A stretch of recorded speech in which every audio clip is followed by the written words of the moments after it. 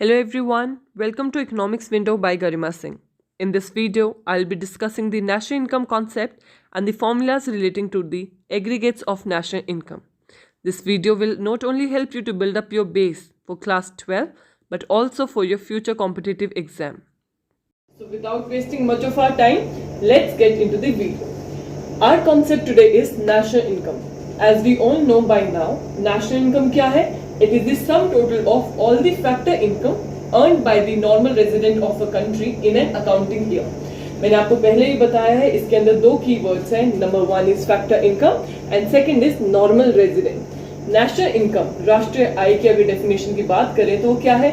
जब हम सारी फैक्टर इनकम्स का सम टोटल कर देते हैं और वो फैक्टर इनकम कमाता कौन है? The normal resident of the nation in an accounting year, एक साल के अंदर. ओके, जब उनको सम अप कर देंगे फैक्टर इनकम को, that will give us our national income. इतना हमें सबको पता है.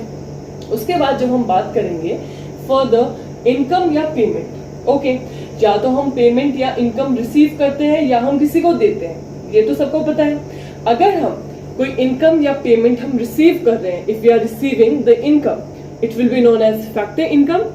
Whereas if we are using that particular income as a producer, तो उसको हम बोलेंगे फैक्टर पेमेंट. इतना याद रखना, जब कोई चीज रिसीव होगी तो वो फैक्टर इनकम कहलाएगी, लेकिन अगर उसी चीज को हम खुद खर्च करेंगे एज अ प्रोड्यूसर तो वो क्या कहलाएगी? Factor payment. ओके, इतना समझ में आया? उसके बाद अब बात करेंगे इनकम की. When we talk about income, basically we have two type of income. Number 1 is factor income and other is transfer income. इतना क्लियर है? जब मैं बोलूंगी फैक्टर इनकम, फैक्टर मतलब या तो कोई फैक्टर रहा होगा जिससे वो इनकम आ रही है, और वो फैक्टर लैंड भी हो सकता है, लेबर भी हो सकती है, कैपिटल भी हो सकती है, या कोई एंटरप्रेन्योर या एंटरप्राइज भी हो सकती है. ओके, और जैसे फॉर एग्जाम्पल मेरे पास जमीन है, आई हैव लैंड. ओके, तो लैंड से मुझे क्या रिवॉर्ड मिलेगा? लैंड है मेरे पास. लैंड अगर मैंने किसी को रेंट पे दे दी है, मैं उस लैंड को खुद यूज़ नहीं कर रही हूँ और मेरे को उस लैंड के बदले मेरे को मंथली क्या आती है? इनकम आती है in form of rent, right. अगर मैं कोई लेबर हूँ या एज अ लेबर मैं काम करती हूँ तो मुझे क्या मिलेगा? Instead of my services I get wages. Similarly अगर कैपिटल है मेरे पास, कैपिटल को अगर मुझे सर्विसेज पे लगाना है तो मुझे क्या मिलेगा? इंटरेस्ट. कैपिटल के बदले मुझे ब्याज ही मिलेगा. सिमिलरली अगर कोई एंटरप्राइज है या कोई एंटरप्रेन्योर है, उसको कैसे मिलेगा? प्रॉफिट के रूप में. सो जब मैं बात करती हूँ फैक्टर इनकम की तो मुझे किस किस उसमें मिलती है? रेंट, वेजेस, इंटरेस्ट या प्रॉफिट. ये आपको क्लियर हुआ? फिर अगर मुझे इसकी डेफिनेशन देनी हो तो reward for rendering any service को हम क्या बोलेंगे? Factor income, right. Second type of income is transfer income. Basically ये एक जगह से दूसरी जगह ट्रांसफ़र हो जाती हैं, इसलिए हम बोलते हैं this is not the reward for any service. किसी काम के बदले हमें नहीं मिलता एज ए रिवॉर्ड ये. अगर मैं बोलूँ कि ये ट्रांसफ़र मतलब एक तरह की फ्री में हमें पड़ जाती है. ओके, लेकिन अगर मैं बात करती हूँ फैक्टर इनकम की, फैक्टर इनकम मुझे कब मिलती है? In rendering for any kind of service, right. लेकिन ट्रांसफ़र इनकम में सर्विसेज का कोई रोल नहीं है. For example scholarships, the old age pensions, ये सब किसका एग्जाम्पल है? ट्रांसफर इनकम का. उसके बाद नेशनल इनकम की डेफिनेशन के अंदर नेक्स्ट इंपॉर्टेंट वर्ड क्या था? नॉर्मल रेजिडेंट या इंस्टीट्यूशंस की हम बात करेंगे. ओके, तो नॉर्मल रेजिडेंट कौन होता है बच्चों? ही इज द वन और they are the one who ordinary reside in a country and whose centre of economic interest lies in that country. कोई भी ऐसे लोग जो यहाँ हमारे देश में रह रहे हैं, किसी भी देश में रह रहे हो, for the period of 1 year, हम बात करेंगे फॉर 1 अकाउंटिंग ईयर, और उनका इकोनॉमिक इंटरेस्ट मतलब वो इकोनॉमिक एक्टिविटी उसी देश में करेंगे जहां वो रह रहे होंगे, उनको हम क्या बोलेंगे? Normal resident of the nation. इतना क्लियर हुआ? उसके बाद जब हम नेशनल इनकम की बात करते हैं, नेशनल इनकम की N stand for national and Y stand for income here. Okay, तो यहाँ हम 4 इंपॉर्टेंट कॉन्सेप्ट की बात करेंगे. ओके, तो नंबर 1 है डोमेस्टिक.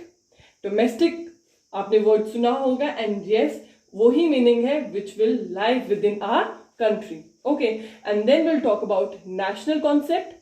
उसके बाद आपने अभी तक बहुत बारी टर्म सुनी होगी, ग्रॉस और नेट, राइट. तो आपको हमेशा याद रखना है, जब भी मैं बात करूंगी ग्रॉस के अंदर हम डेप्रिसिएशन को ऐड करेंगे. अब डेप्रिसिएशन क्या होती है? It is the wear and tear cost. Okay, for example मैंने लगा लो 100 करोड़ का कुछ प्रोजेक्ट स्टार्ट किया। ओके, अब वो जो मशीन है उसकी वियर एंड टियर कॉस्ट आ रही थी प्रोजेक्ट के अंदर, मेरे ऊपर 15 करोड़ और लग जाते हैं, तो मेरा प्रोजेक्ट हो गया 115 करोड़ का, राइट। तो यहाँ 115 क्या हो जाएगी? मेरी ग्रॉस कॉस्ट हो जाएगी। जबकि मैं बात करूंगी मेरी नेट मतलब जब मैं वो मशीन की जो रिपेयरिंग है, वियर एंड टियर कॉस्ट है, उसको हटा देती हूँ, मतलब कि डेप्रिसिएशन को माइनस कर देती हूँ, तो मेरा क्या कॉन्सेप्ट आ जाएगा? नेट। मतलब मेरी नेट लागत या नेट मेरा कितना खर्चा हुआ, that will be 100 crore. Okay, तो याद रखना है जब भी ग्रॉस की बात होगी डेप्रिसिएशन ऐड होगा, नेट की बात होगी डेप्रिसिएशन माइनस होगा। इतने समझ में आए? अब हम बात करते हैं हमारी नेक्स्ट टर्म की। अब हम प्रोडक्ट बनाते हैं। प्रोडक्ट का मतलब पहले हम बात करेंगे जीडीपी। जीडीपी क्या होता है? Gross domestic product, right. तो ग्रॉस डोमेस्टिक प्रोडक्ट की अगर आपको डेफिनेशन याद हो तो क्या है? It is the sum total of all the sum total of the final goods and services produced with in the nation, right. तो यहाँ क्योंकि हम ग्रॉस की बात कर रहे हैं, ग्रॉस के अंदर क्या होगा? डेप्रिसिएशन ऐड होता है, डोमेस्टिक है तो ग्रॉस डोमेस्टिक प्रोडक्ट के अंदर डेप्रिसिएशन ऐड होगा, राइट। तो ये हमारा क्या होगा? ग्रॉस डोमेस्टिक प्रोडक्ट के अंदर कॉन्सेप्ट में याद रखना है न्यूमेरिकल में कि हमें डेप्रिसिएशन को ऐड करना होगा जब हम जीडीपी या ग्रॉस डोमेस्टिक प्रोडक्ट की बात कर रहे होंगे। इतना समझ में आया?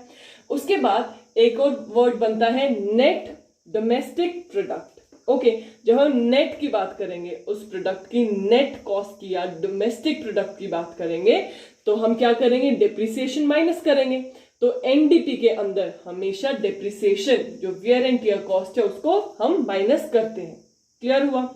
उसके बाद हमारा नेक्स्ट इंपॉर्टेंट है यहाँ नेशनल का कॉन्सेप्ट। ओके, जब हम ग्रॉस नेशनल प्रोडक्ट जीएनपी की बात करेंगे, जीएनपी नेशनल प्रोडक्ट के अंदर हम कुछ फैक्टर्स जो है हमारे वो आउटसाइड द नेशन भी, हमारी डोमेस्टिकली हमारे पास नहीं है but they are in the foreign area, right.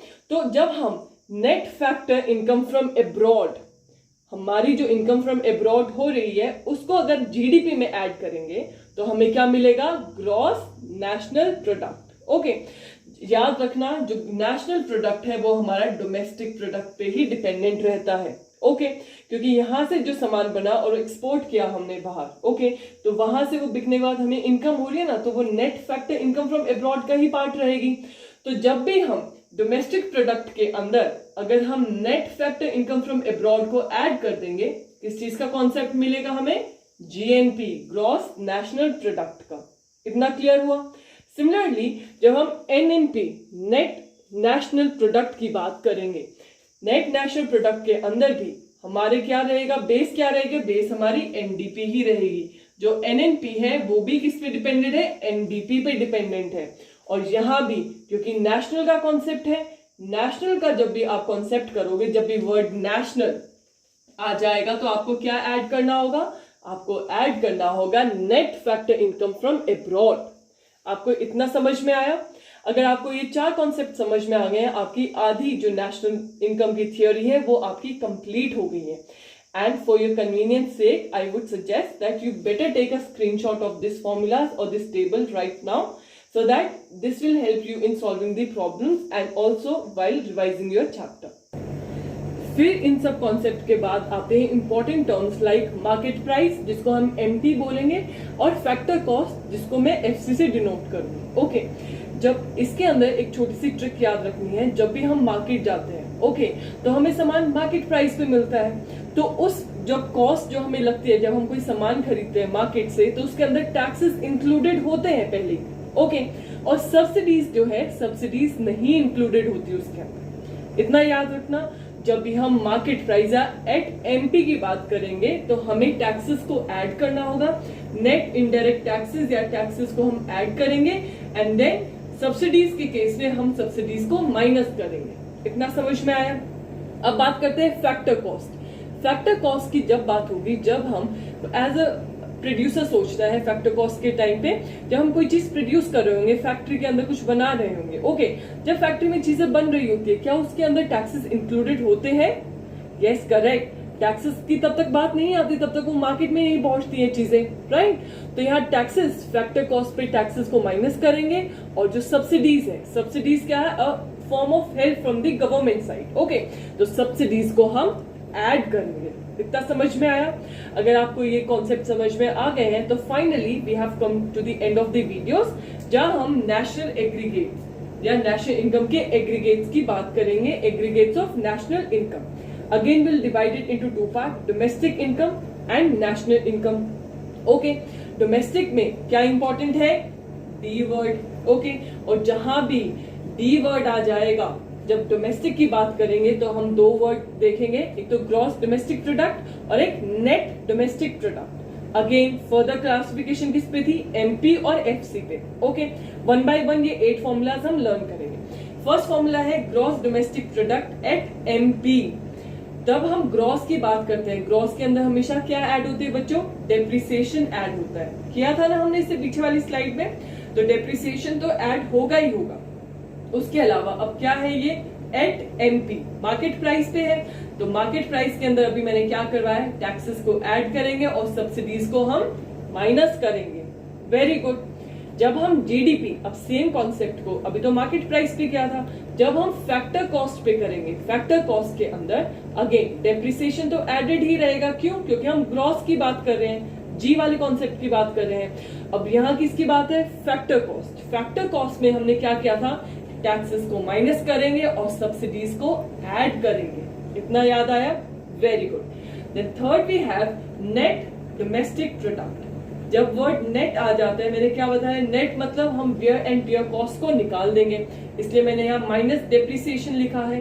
तो नेट के केस में डेप्रिसिएशन माइनस होगा, और यहाँ किसकी बात हो रही है? Market price. मार्केट प्राइस मतलब टैक्सेस को ऐड करेंगे और सब्सिडीज को हम सब्सट्रैक्ट करेंगे। क्लियर हुआ? उसके बाद lastly we have net domestic product. Net domestic product at factor cost. Net है तो नेट का मतलब डेप्रिसिएशन माइनस होगा, और क्योंकि फैक्टर कॉस्ट है, फैक्टर कॉस्ट में टैक्सेस माइनस होते हैं और सब्सिडीज ऐड होती हैं। तो ये आपके डोमेस्टिक के 4 जो एग्रीगेट थे ऑफ नेशनल इनकम, वो हमने डिकोड कर लिया और हमने अच्छे से समझ लिया।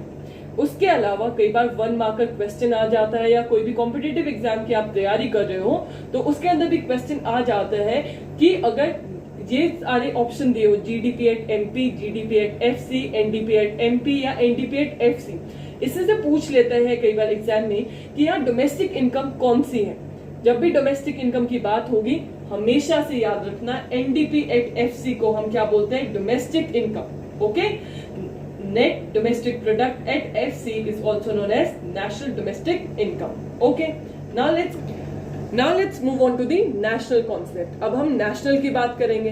क्या बताया था मैंने पिछली स्लाइड में कि जो नेशनल की जितने भी कंपोनेंट्स रहेंगे या एग्रीगेट्स रहेंगे, वो सब किस पे डिपेंडेंट है? वो डोमेस्टिक पे डिपेंडेंट है, राइट। तो सबसे पहले अगेन हम बात करेंगे जीएनपी।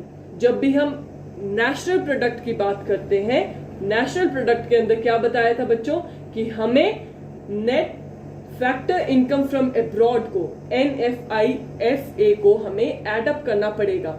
और यहाँ हमारा बेस क्या रहता है? बेस हमारा वही डोमेस्टिक वाला ही रहता है। जब हम जीडीपी एट एमपी में net factor income from abroad को ऐड कर देंगे तो ग्रॉस का कॉन्सेप्ट क्या बन जाएगा हमारा यहाँ?